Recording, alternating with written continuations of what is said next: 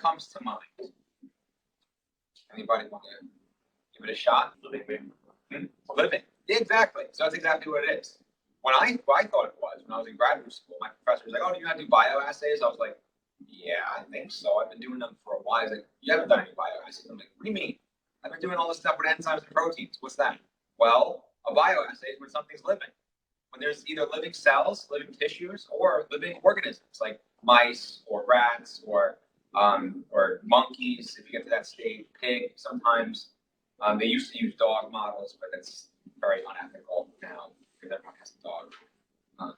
That's pretty cool. But I mean, it leads into the ethical debate. We can talk about that a little bit.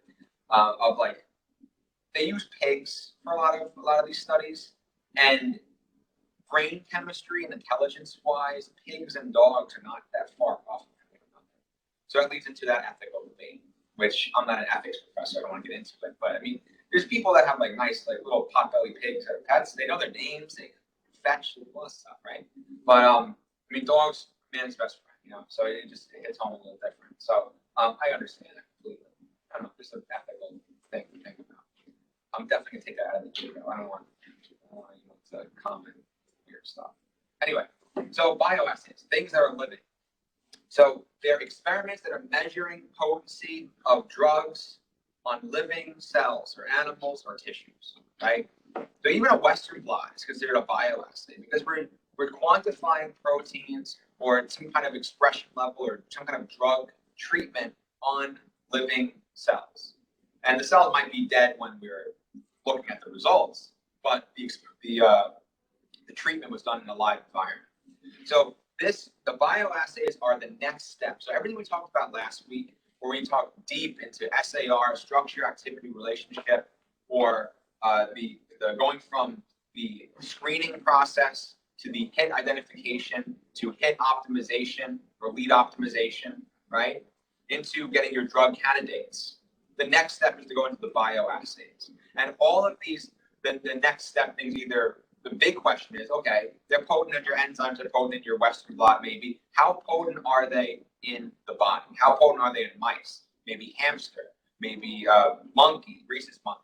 How potent are these drugs in living things or human tissues even, right? They have human tissue models, they have organoid models, which is a new field, where you can make a three-dimensional organoid tissue of, let's say, a lung, right? And you can give it, and you could mutate those cells to where they have lung cancer, and then you treat it with the drug. That is these are emerging techniques and emerging models that will, let's say we optimize these over the next 50 years, that will make mice obsolete because the model will be using human cells. So anyway, these steps and these bioassays are done after we have our drug candidates. And we're also going to be looking at the PK and PD effects, meaning pharmacokinetics and pharmacodynamics, in which these aren't looked at when we're doing Western blots or when we're doing any type of in vitro assay. We're not looking at how does P450 metabolize these enzymes, these drugs. So like I said, organ and tissue models, mouse and monkey, and it starts with the cell-based assay. So you have your Western blot, you have the in-cell Western, which is one that I didn't talk about, which is it's very similar to a Western blot, but the only difference by the title is it's in the cell, meaning you can directly treat the cell with antibodies. These antibodies can bind inside the cell to the protein of interest, and then you can treat the cell with the enzyme or with the substrate for the enzyme, which can then lead to fluorescence once it's cleaned. So it's an in-cell Western, more complicated than a normal Western blot, but it is possible. And there's also different types of staining, which are staining experiments, which are very similar. GFP, green fluorescent protein, it's a very common one. Yeah, so in this, something that's important to mention is that in bioassays, the active principle of drug potency may not be known, may be unknown, right? We hope not, but in some cases, there are drugs that are FDA approved. I should have brought an example, but there are drugs that are FDA approved that we're unsure of some of the mechanisms, right? Like even, well, a good one is any cannabinoid, right? Any like medicinal marijuana. We are still unsure of a lot of the exact mechanisms. We know the CB1, CB2 pathway, but there are other mechanisms that are unknown. But we know that it lowers your ocular pressure, it lowers your blood pressure a little bit. There's other like pain relief effects, that maybe some of those, or definitely some of those, are unknown as to the exact molecular, the transduction pathway that's involved. So we don't know going into these drug candidates might be, we saw something promising with one protein in a Western blot, but then we see something different in the body. And this something different might lead to an off-target or some other mechanism that was unknown, which might help the drug improve its potency or improve its viability for treatment in a certain disease. So a lot of this stuff is unknown until we enter the body, which is, in my opinion, the most exciting step of drug discovery, which unfortunately I don't have any experience in the in vivo part of it. I go from everything from starting to the in vitro or to the animal, but the animals are the departments usually. So it's a very exciting field, but I do see the data almost all the time. So the principles of the bioassays. Now they all have a standard. Now the standard, well, I mean, if one exists, if we're making a new drug for a new disease that no one's ever tried to treat, or a condition that no one has tried to modulate, which is very rare, then there might not be a standard. But nowadays, there's a standard that produces a desired response for most drugs. So let's say if it's cancer, then you want to inhibit. Well, let's go back to what I know. Inhibit MAP kinase, right? You want to inhibit PI3K or inhibit Wnt pathway in colon cancer, right? There might be stronger drugs on the market that are not FDA approved, mostly used as tool compounds that they have off-target effects. They won't be used as drugs, but they could be good standards in this case. So you're testing your drugs against a standard because you want the same desired response. Otherwise, you're not sure what type of response you're supposed to get. And especially if you have something that's on the market, that's FDA approved, that you can use as a standard, that's the best. Because you want to see, all right, I need to get this type of response in lowering blood pressure for a beta blocker. If I get anything more, then it might not be good for the market because the patient will suffer. If I get anything less, then it's not good enough because it doesn't do the job. So the standard is very important. There's also the differentiation between subjects and demographic. That is hugely important. Even before people, believe it or not, is the mice. When we're into mice, we need to keep an eye on the size of the mouse, the way the mouse was treated, the hormone levels of the mouse, these kind of genetic variations. Even though we try to make these transgenic mice to be very similar, they do have variation. And this can lead to a variation in the drug response. Don't with mice they try to make them like most basically like clones? Yes, but there's still, so it's epigenetic factors that are small, but they still exist. So there's two types of bioassays. There's a lot of types, but there's two main subtypes, which are graded assays and quantal assays. So graded assays are your dose response curve. So you'll see this DRC, dose response curve. And what you want is you want to see the change in response over a course of concentration. As the dose increases, you want your response to increase and then eventually plateau into a nice sigmoidal logarithmic curve. You want to see that. And if you don't see that, if it keeps going linear, then we have a problem. We have a problem because let's say you have a drug that a beta agonist that increases blood pressure and it just keeps going as you increase the drug. That's not good because up to a certain point, the person will die. So you want something that will max out, meaning it will bind to all the receptors, and that's the maximum response that you want, that you can have. Maximum response might still be lethal. That's why you have a dosage. Okay. For a quantal response, on the other hand, quantal is kind of more like an on or off, very binary decision, binary response, with either all or none. So a seizure medication, we want to see a quantal response, meaning someone's having a seizure, we give them the drug either by epi or by injection or something else, maybe a liquid. You wouldn't take a tablet if you're having a seizure, but then it's a quick response seizure medication, right? You want that to work. So you're not you can't graph how much did the seizure improve phenotypically over dosage. You could say, is the seizure still there or is it not? So those are kind of a quantum response. So these are different types of just different examples of bioassays that can be performed. So you have antimicrobial assays, antimitotic assays, and we don't need to memorize all of these, but these are just 3 types. And then also antifungal assays. So for antimicro, we're looking for infection. So what are we doing? So what kind of effect does the drug have on bacterial infections, or even viral pathogens? So antimitotic. So we want to see the effect on cell growth. So antimitotic assays we will see for cancer, right? Because cancer is characterized by aberrant cell growth. So antimitotic, we want something a drug that can stop mitosis, or that can lead to a deviation. I like this terminology, a consistent change or deviation in the mitotic cycle. And then the antifungal, we want to block different fungal infections. Athlete's foot, things like that. All right, so these kind of graded assays, the ones that are the dose response, there's a certain methodology of how to approach them. And you don't have to memorize the whole thing, of course, but just the workflow of how these are designed. And they're designed differently for each type of disease and each type of drug. So you want to check whatever apparatus you're using. You want to prepare physiological salts. What that means is basically your salines, right? And if you're going to have in this case, this workflow is for a tissue.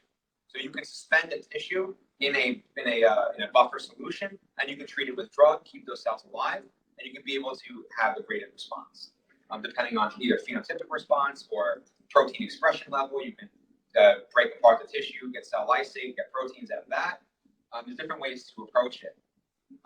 So you want to arrange the instrument, tissue selection, the surgical process, and collection of the tissue. So obviously, where's the tissue coming from? It's coming from the animal. So whether it's a hamster or a mouse, the mouse is killed, and then you harvest the tissue, and you keep the tissue alive on 37 degrees.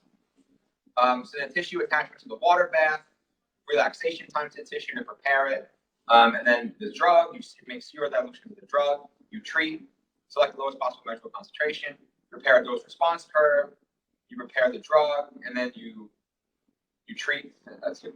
Preparing the dose response curve, meaning you're treating it, and then you select a different type of, let's say a 3-point or a 4-point assay, whatever you want to do, and then you make the calculations based on the response. This is a very general outline of how these work, but that's basically what you're doing. So you go from the tissue, then you're treating the tissue and getting it prepared, treating it with the drug, seeing your response. So any questions on that? So within the graded assays, there are 2 types. It's important just to know the 2 types. They're matching assays and bracketing assays. So for a matching assay, what this is we're taking a dose response curve, and we do have our tests, our standards. Now, we have a dose response curve of our standards on the left. Now, this is just an arbitrary signal, meaning response level. Now, the dose response curve on the left of the standard represents concentration over concentration going from the lowest to the left, high to the right. The standard is important to have, or the dose response is important to have of the standard. And then we're going to do random concentrations of, not random, but they're going to be carefully selected concentrations of the test sample. And the reason why is because it costs a lot of money to do a complete bracketing assay. So bracketing assays, we're doing a entire dose dependence on your sample. That's a lot of different tissue samples, and these assays are not just in a plate. They are much more expensive per sample. So let's say if you have a drug that you're making another beta blocker, right? There's so many beta blockers in the market, and if you make another one, you're going to have a ton of standards, and you're going to have different types of response curves that you're looking for that are already established for FDA approval, right? So you want your beta blocker to be at this level, and that means you're going to get approved, and that means it's good for the patient. So you can test concentrations that you think are around that will elicit responses that you think are around that level, and then you can compare that to the standard. And then you won't need to do as many experiments, and it'll save you time. Especially if you're doing, let's say you have 20 different drugs that are all similar by one carbon or off by a carbon, right? You want to test all of them in this type of assay, in a matching assay. So that's the benefits of it. So it's also small volume required, not that much sample, and you don't need a dose response curve for your test. Also, it's faster if you get it right. But then the disadvantage is, if you get it right, trial and error. So you need to change that dosage based on the response you get and comparing it to your standard.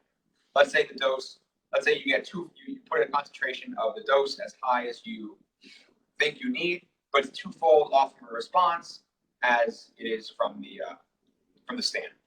So if that's the case, I'll make it twofold lower. Well, let's say you make it twofold lower and it's still twofold higher. What does that mean? That means something mechanistically isn't working with this drug. You might have some kind of non-specific effect on the protein. So it does get very complicated, but we're just going to cover the basics. Then the next one, the bracketing. So the bracketing assays, you're preparing a dose response curve for the standard and for the test subject or the test sample. And you want the test sample to kind of match the dose response curve of your standard. And the way you know that is you're testing different dosages, and eventually you'll get to a point where the dosages may not be equal, but the curves are going to be equal. That's where you want to see. You want it to equal your standard. And this takes more time, and it costs more money because you're using more samples, but it's going to be better in the long run, in my opinion, because you're getting the range of dosages and what those responses are for each one of those dosages. Whereas for the matching, you're finding what's the optimal, but then the pharmacological window is a little bit uncertain. But then there's other studies to determine that. But in this study itself, the knowledge you get from matching is more limited compared to bracketing. Then on the bottom here, I have the concentration of the unknown is equal to the dose of the standard times the concentration of the standard divided by the dose of the test. Okay, so what does that mean, right? Basically, this can be broken down into a simple M1, V1 equals M2, V2, right? So we want our concentration times our dosage to equal the same response for both the standard and the test. So in order to figure out what concentration of our drug that we're going to use, concentration of our drug, let's say, is M1, we're going to do the concentration of our standard times the dose of the standard divided by the dose of the test. So it's a simple M1. That's how you kind of interpret these type of response curves. Cool. Any questions on that? All right.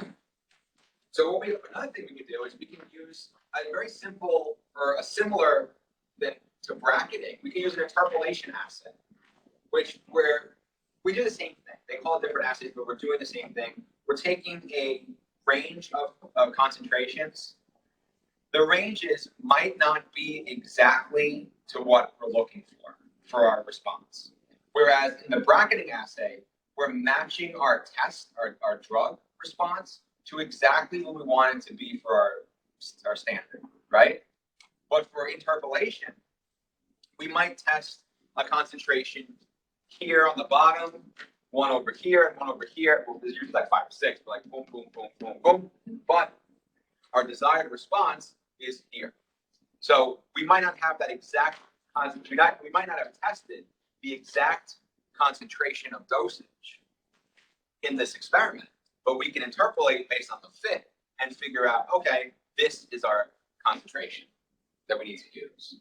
So it's another way of going about it, finding out the same thing of what's the optimal dose or what's the optimal concentration of the drug. Okay, so then there's the quantal bio. So any questions on on graded. So graded is we're doing graded responses. We're kind of there's a possibility of graded responses. So anything that's more quantifiable, like blood pressure or hormone levels, or really any chemical levels, vitamin levels, or nutrient levels, or stomach acid pH, right? Things like that. Things that can be quantified over a curve. So the quantal assays, there's two types.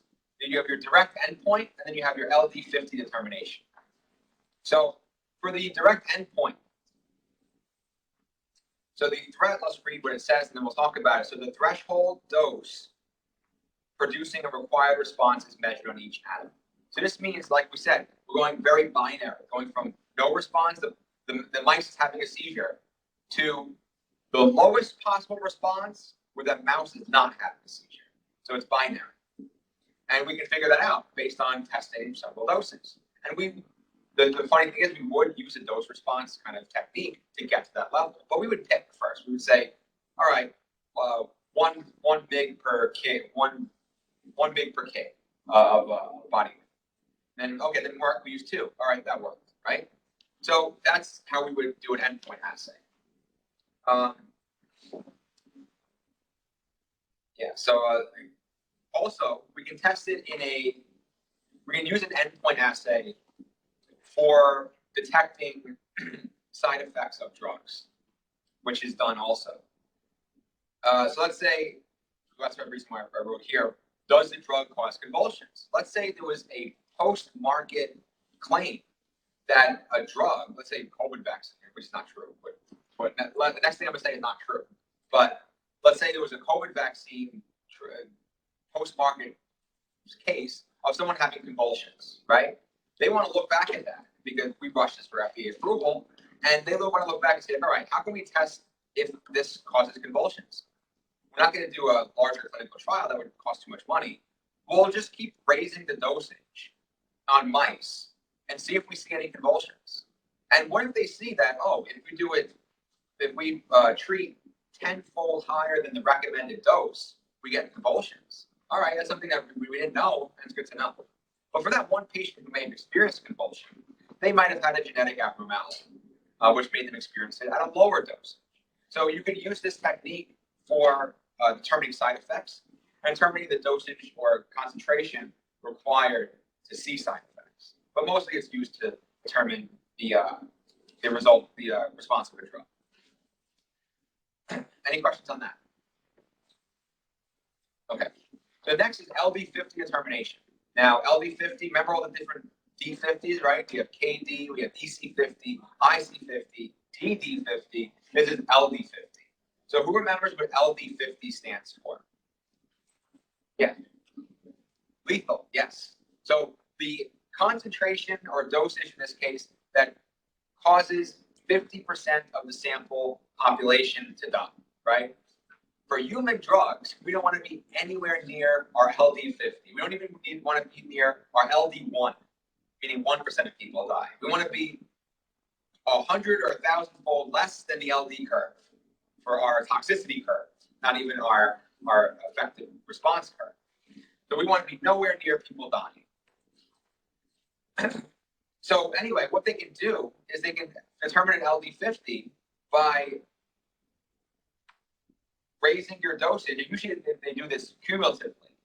So they put all the mice at 1 mg per kg.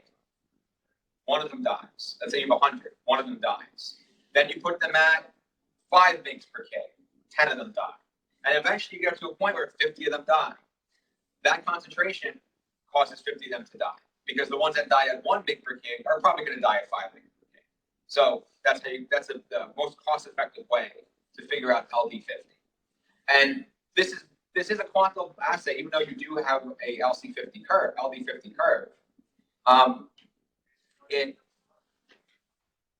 It is a quantum response because you're dealing with alive or dead.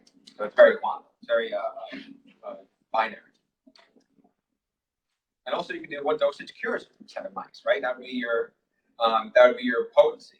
Like it's an EC50, but it would be different than this is what I want to talk about. Your traditional EC50. So is a good point. This is one of the main differences between in vivo versus in vitro studies. EC50, right? So your effective concentration. Now, EC50 in the enzymes, and we learned all about that. That means the concentration at which 50% of your enzymes are activated or are inhibited, right? In the dosages, we want to see what dosage cures 50% of mice. So it doesn't mean it's binding to 50% of the receptors in the mice. No, it means it's curing. Let's say it produces the desired response in 50% of the mice. In those mice that it cures, more than 50% of the enzymes in that mice are probably affected. It's going to be probably a lot more because it's producing a bigger response to cure that mouse.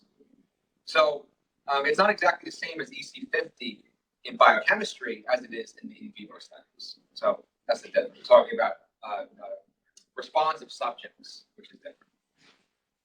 Okay. So for bioassays in general, now they're necessary. We need them, right? There's the ethical dilemma, which is animals, right? But we're getting our way around that by using different organoids or three-dimensional cell culture, which I don't have much experience in, but I know what it's about. Then there is organoids. So organoids are going to be tissue models, either from pig, from dog, from monkey, from rat, but usually pig, because pig organs are very similar to human organs, and we can use the organ models to treat. And then they're leading into human organ models, which that provides an ethical dilemma there. Are we going to mimic human organs, like a human heart that doesn't belong to anyone? And just kind of, can we synthesize from a biomolecular perspective, and can we use that for determining, is it ethical to use that to test drugs on, right? Or is it the heart of someone that passed away in a car accident? Can we use that to test drugs on? Or, well, the answer to that is obviously no, because you have people waiting for heart transplants. But, yeah.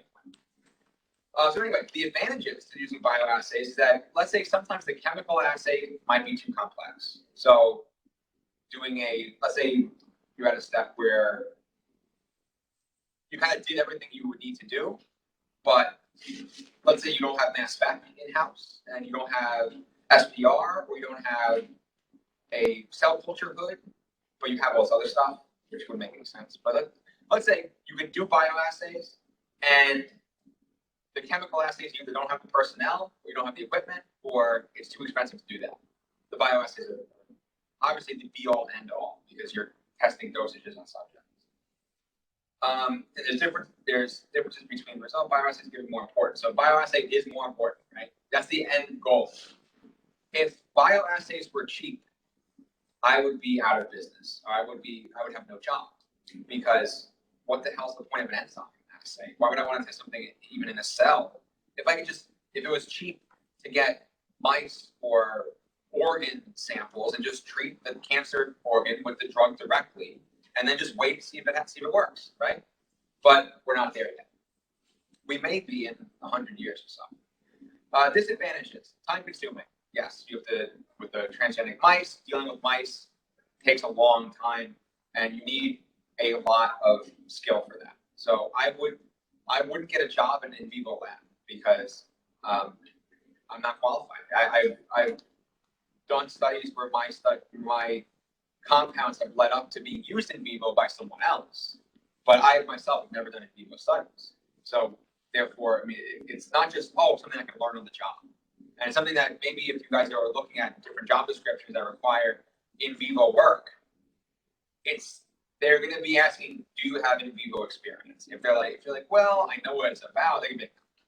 But for in vitro, it's easier to get your feet wet with it, because ELISA, we just learned ELISA. You guys could all do ELISA right now, based on what we learned. If I gave you a list of what to do, right? But this stuff is more difficult.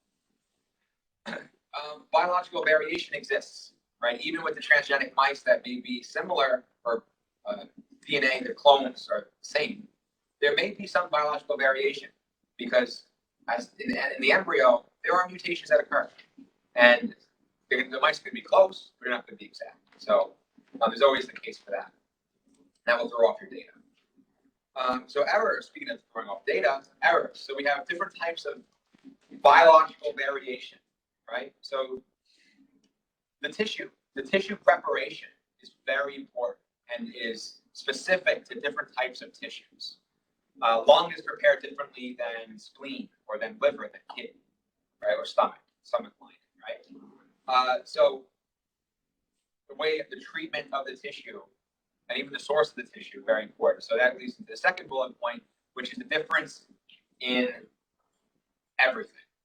So when we're dealing with human organs, or really anything, we're human, usually we have like age, weight, well, really weight and health status are more of an issue when we're dealing with human samples, human tissue samples, because let's say we take tissue samples from somebody who's 60 years old and smoked their whole life compared to someone who's 25, right? So the tissue samples are going to be very different. But the animals, not so much, because it's under a controlled environment, and usually they're clones, and they're transgenic mice, or monkeys, or whatever. But there is differentiation, still. Lab conditions, housing and handling of animals. So let's say you have two identical mice. One scientist is a little more rough with the mice, like grabs them a little bit harder, whatever, like maybe not as comfortable with them. And they handle the mouse, they give it the injection, they put it back in. And someone else is very calm with the mouse and like that, and very quiet and whatever, right? Over time, this may actually lead to a difference in response of the drug. Because what's going to happen, the mouse that was handled harshly is going to have different hormone levels. It's going to be generally more free. Its health status is going to be less healthy overall. So you may have a difference in the response based on the scientist that actually does the work with live animals. This is something that we don't see with cells, and we obviously don't see with cells. And it's one of the it's a big thing. Also, you have methodological errors. So this is more procedural. So let's say you don't have a standard, right? That's a huge one. You don't have a standardization of procedures. Let's say you're still in the assay development stage of these bioassays. You're just kind of plugging and chugging, whatever. Here's a tissue. I guess I prepared it like I saw on this paper, but I'm not sure. And then there's that standardization of each system, each biological system is completely different. So that's something that when different pharmaceutical companies or even academia, they're looking into new areas, they are lacking the standardization of the procedure. Also, setup apparatus is error, really all human errors, right? With any experiment, tissue isolation, preparation, and drug dilutions, right? You always have problems with dilutions. You might notice today, my pipette was acting funny. I had a 10 microliter pipette, and there's a line on the tip that said 10. That doesn't say 10 microliters, but I know it's 10 microliter line. I suck it up. I'm like, all right, it's 10 microliters. I start mixing with some other solution. And I'm looking at it as it's mixing. The line, every time I bring it up, it's going down a little bit. I'm like, oh, that's weird. I've never seen that before. So I've come to the conclusion that something is sticking inside the tip from my buffer that's making. Actually, I know what it is now. It's detergent. There's a 0.05% detergent in my buffer, which is probably causing something to stick in the tube, in the tip, which is causing the level to not go up exactly to 10 microliters anymore. I may have to take that out, but that causes variation. So in my dilutions, that causes variation. And luckily, I was doing a threefold dilution. So even if I was off each concentration by 5 to 10%, it wouldn't make too much of a difference. But everybody makes mistakes. So storage in human tissue, big thing. So animal tissue can't predict accurate outcomes, right? Because it's not a correct model for human. The best model for human is human, right? And if we were in some kind of sci-fi movie or some kind of savage society, we would have I played video games where like the alien race like has humans and they test different things on them and stuff like that. It's like and a lot of sci-fi movies, like stuff like that, right? But we're obviously ethical, and we all are humans here, so we can't treat humans like animals. So the limitations of using human tissues, obviously, the ethics, the cost, the time, cooperations with different regulations, really, and different regulatory groups, CDC, and different ethics groups. So yeah, also storage. So with different veins and vascular samples. So vascular samples are more stable than most other types of tissues. As long as you keep them in the right environment. That's what I know that from someone told me, other scientists told me that.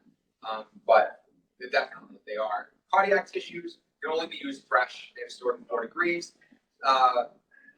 Yeah, I mean, sometimes some of these tissues are cryogenically stored, and that lowers their stability, but it works. You can use them, it saves some money. And then you can also use brain tissue and lung tissue for different things. And usually that's more at the cellular level for quantifying, let's say, you have lung cancer, right? And you treat the lung tissues with the drug, the lung cancer cells with the drug, you get whatever response you get. So yeah. So you know what? That's basically it. So does anybody have any questions on that? They also use pig tissues because with pigs they're very similar. Yeah, exactly. So good question, good point. So Daniel made a point that what about pig tissue? So yeah, that's the gold standard, right? That's the best option. I'm not gonna say gold standard, but I mean, it's the best option right now is pig tissues because we can directly just look. I mean, the only inhumane things they do for our baking, right? We have all the tissues available. We can take the pig heart. We can do anything we want to the pigs. And they did a pig heart transplant to a human. He died 6 months later. Yes. So that's from COVID, not from the transplant. From COVID? Yeah, I think he died from COVID. Wow. So no one really knows how long he would have lasted. Wow. So yeah, if you guys heard about that, I was following that pretty heavily. I didn't know it was actually COVID though. I heard we were talking about it at immunology class. Oh, okay. Yeah. So that was probably the biggest thing in medicine that happened this year. Yeah, right? this died in March. March died in March. That's why I just looked it up. Oh, the transplant was in January. Yeah. He died in March. Okay. Yeah. So that is one of the biggest strides in healthcare of the decade. It's only 2022, but transplanting a pig heart into a person. It's incredible.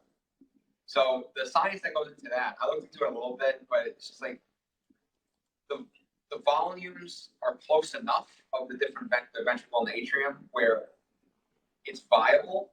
But how old was the person? He was in his 60s, right? Yeah. So the person was in their 60s, and he was going to die anyway. Professor. Yes. So I would like to add though that because it wasn't directly a pig heart, like since it was genetically modified. Yes. So from what I read, it was genetically modified, but it was from the pig. It was from the pig that genetically modified. Right, I believe. And that's correct me. Yeah. So they made it more so that it would be sequenced so that it wouldn't be as easily rejected into the human host. Right. They had to do it in such a way where it was biocompatible. They didn't take a pig from a farm that's similar in size and then just put the heart in. Of course, but that's good. I didn't specify that, so it's very good that you mentioned it. So yeah, that was even so, it's not like this person. Let's say they did survive longer. They're not going to be able to run a marathon. They're not going to be able to run at all, right? It's like the heart, that capacity will just keep them alive. And it only kept them alive for 2 months, but you said they died of COVID. That's what they think. But I mean, really, if that's the case, what do you think? Are you shaking your head?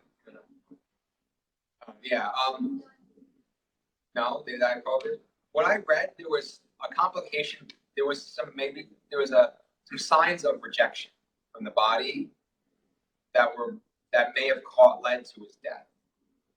But I didn't read about COVID, but Someone mentioned it. Guys, yeah. the professor was like, "Oh, really?" I didn't hear about the COVID, but another point is, I mean, COVID might have killed them because their immune system would be greatly compromised in that case, in all aspects. And so a common cold would kill that person. So, yeah, but still, that's a very promising for healthcare and the surgery was over 24 hours, right? It was like a long surgery. By how many surgeons? Maybe like 3 or 4. But yeah, there's several surgeons over the course of over a day. It took this to. That's crazy. I think that's the most fascinating thing I found in medicine so far this year. So, yeah. So on that note, if you have homework questions that we're not going to do now, but we will. You can do them